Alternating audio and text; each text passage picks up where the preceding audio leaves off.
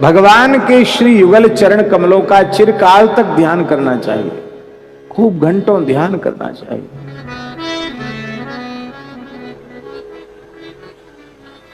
कैसे चरणों का चिंतन करना चाहिए? बोले जिन चरणों में वज्रांकुश ध्वज सरोरुह, जिन चरणों में वज्र का चिन्ह है, अंकुश का चिन्ह है, ध्वजा का चिन्ह है, कमल पुष्प का चिन्ह बना हुआ है, ऐसे चरणों का बारंबार दीर्घ काल तक चिंतन करना चाहिए, ध्यान करना चाहिए। भगवान के चरणों में 4 ही चिन्ह नहीं है, भगवान के चरणों में 48 चिन्ह हैं, और 48 का नाम कंठस्थ करने में भी थोड़ी कठिनाई है सबके लिए, और ध्यान में भी थोड़ी कठिनाई है। इसलिए उन 48 चिन्हों में से श्री कपिल भगवान ने 4 चिन्हों का ध्यान आवश्यक कह दिया। 4 चिन्हों का ध्यान। वज्र का ध्यान। वज्र का ध्यान क्यों जरूरी है? देवराज इंद्र ने वज्र के द्वारा पर्वतों को विदीर्ण किया था।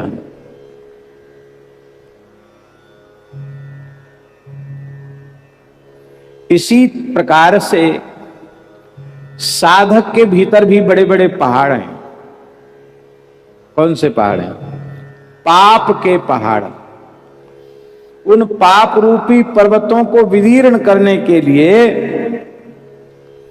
भगवान के चरण में चिन्हित वज्र का ध्यान।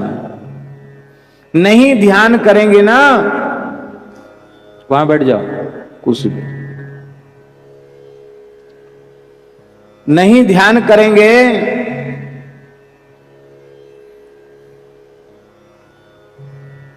तो पाप रूपी पर्वत नष्ट नहीं होगा,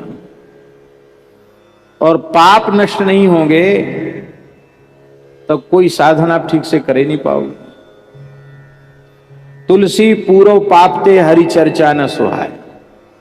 पाप जब प्रबल होते हैं तो कथा में नींद आती है।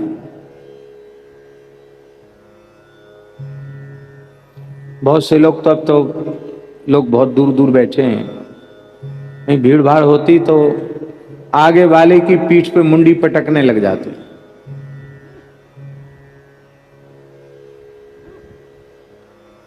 जप में मन नहीं लगेगा, कथा सुनने में मन नहीं लगेगा, कीर्तन में मन नहीं लगेगा, श्रद्धा ही उत्पन्न नहीं होगी, विश्वास ही नहीं जगेगा। स्वल्प पुण्यवताम राजन विश्वासो नहीं विजाए थे। इसलिए साधक के अंतःकरण में स्थित अनंत जन्मों के पाप रूपी पर्वतों को विदीर्ण होना जरूरी है। तो वो विदीर्ण तब होंगे जब भगवान के चरण में जो वज्र का चिन्ह है उसका हम ध्यान करें।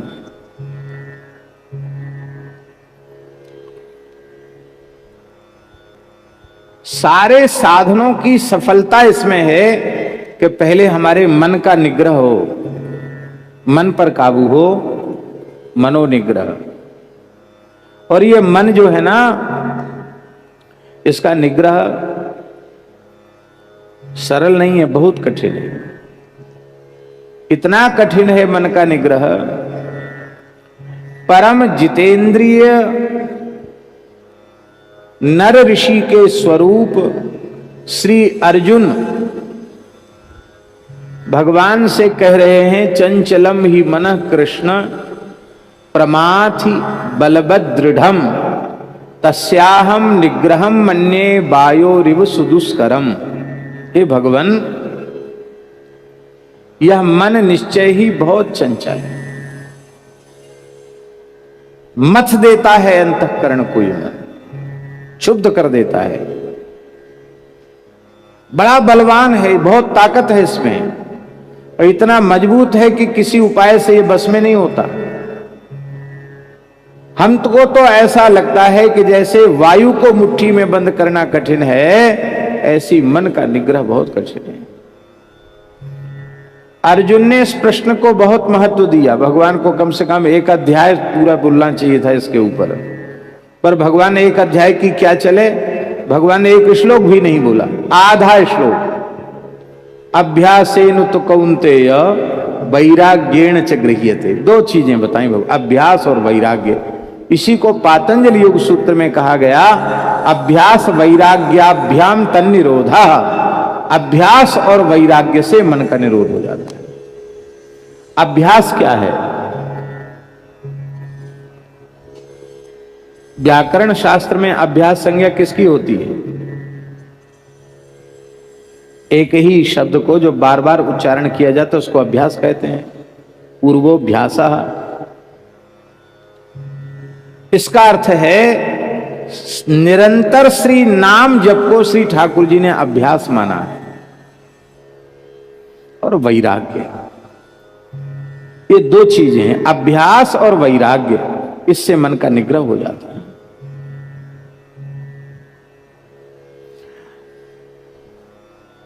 वैराग्य के संबंध में दास की समझ में जो आया है वो ये है कि अपने को कभी वैराग्यवान न समझे। कई बार हम लोगों को बड़ा भारी भ्रम हो जाता है कि अरे हमारे में बड़ा वैराग्य है, हमने घर छोड़ दिया, यूं कर दिया, त्यों कर दिया। कोई कहते हमने कपड़ा पहनना छोड़ दिया, कोई कहते हमने तो अन्न ही खाना छोड़ दिया। अरे भैया कपड़ा पहन लिया तो कौन सा बड़ा काम, कपड़ा नहीं पहना तो कौन सा बड़ा काम हो गया भाई। 84 लाख योनियों में कपड़ा पहनने वाले लोग कितने हैं? बहुमत के धारे बताओ। कपड़ा पहनने वालों में बहुमत है कि बिना कपड़ा पहनने वालों में बहुमत है?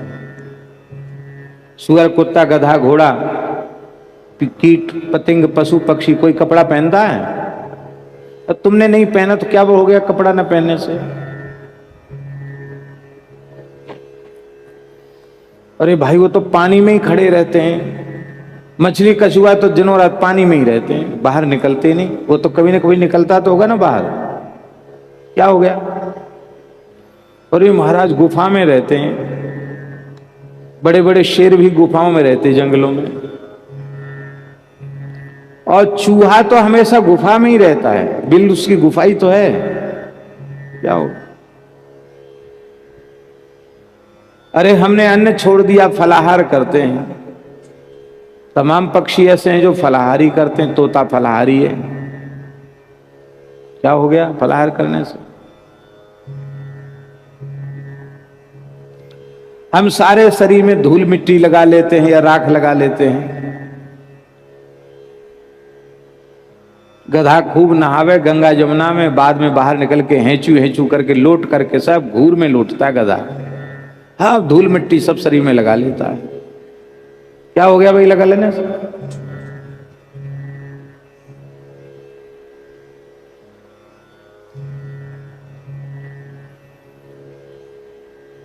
इन नाटकों को तो हम वैराग्य समझ लेते हैं और विषयों का चिंतन करते रहते हैं। इसी को गीता जी में भगवान ने कहा मिथ्याचार, ये मिथ्याचार है।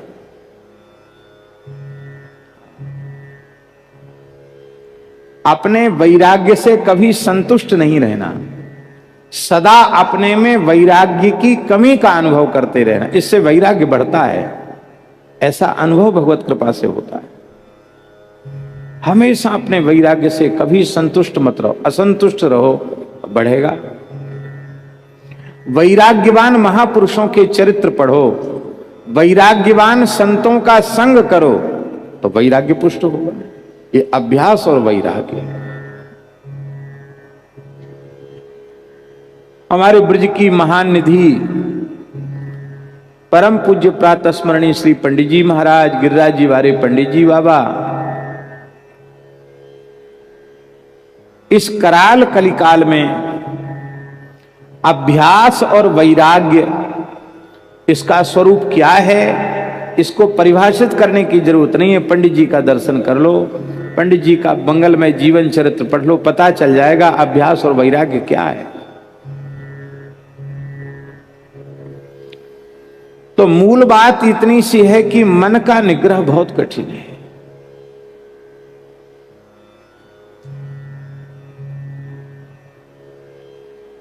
तो मनोनिग्रह साधक में होना चाहिए, इसकी बहुत बड़ी आवश्यकता। और मनोनिग्रह के कई साधन हैं।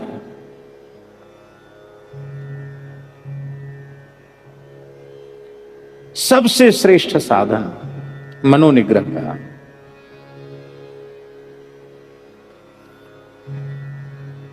भगवान के चरण कमलों का ध्यान और उस चरण में अंकित अंकुश चिन्ह का ध्यान। क्योंकि मन जो है ना, मन मतवाले हाथी के समान है, पागल हाथी के समान है, और पागल हाथी भी अंकुश के बस में हो जाता है। तो मन रूपी मतवाले गजेंद्र को बस में करने के लिए भगवान ने अपने चरणों में अंकुश चिन्ह को धारण किया है। मन है मतंग मतवारो हाथ आवे नाही, उसी के निग्रह के लिए अंकुश चरण में धारण किया गया है। तो वज्र का ध्यान, अंकुश का ध्यान। तीसरा चिन्ह भगवान ने बताया ध्वजा, ध्वजा का ध्यान, झंडे का ध्यान।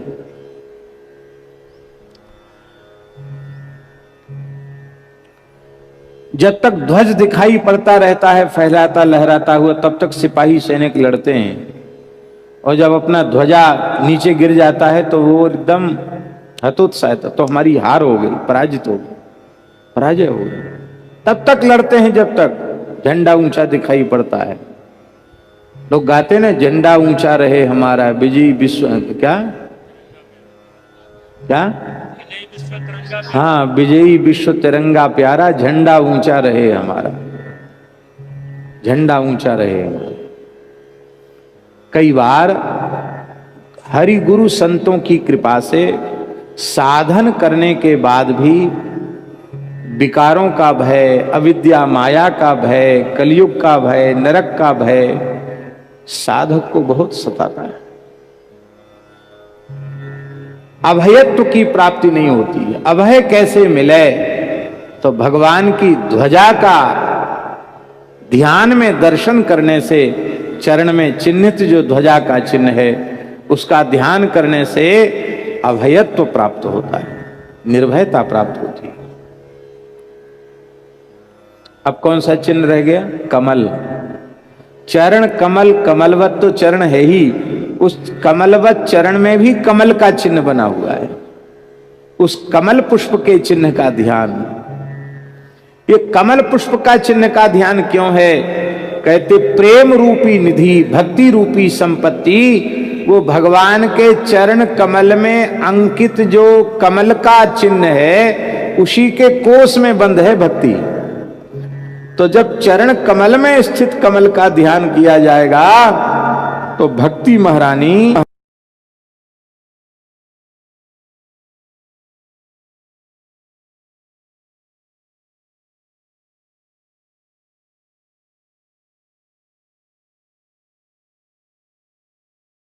तो चरण कमल का ध्यान करेंगे तो भक्ति प्राप्त हो जाएगी, प्रेम प्राप्त हो जाएगा।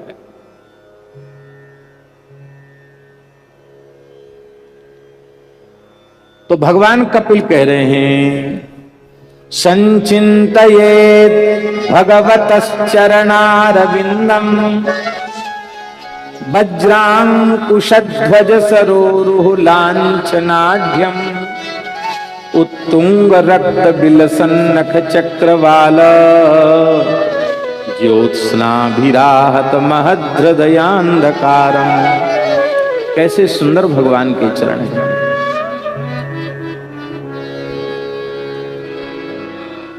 भगवान के चरण सूखे से नहीं है, नसें नहीं दिखाई पड़ती, बड़े सुंदर मांसल चरण है, कोई नस नाड़ी नहीं दिखती उनमें, एकदम स्निग्ध चमकते हुए। ऐसे भगवान के चरण है। नख भी दबे हुए नहीं, उभरे हुए नख हैं।